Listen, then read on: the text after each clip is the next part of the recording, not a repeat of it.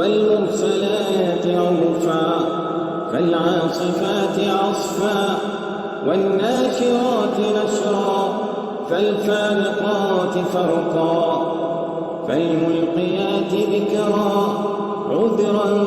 أو نذرا إنما توعدون لواقع فإذا النجوم طمست وإذا السماء فرجت وإذا الجبال نسفت وإذا الرسل أقتت لأي يوم أجلت ليوم الفصل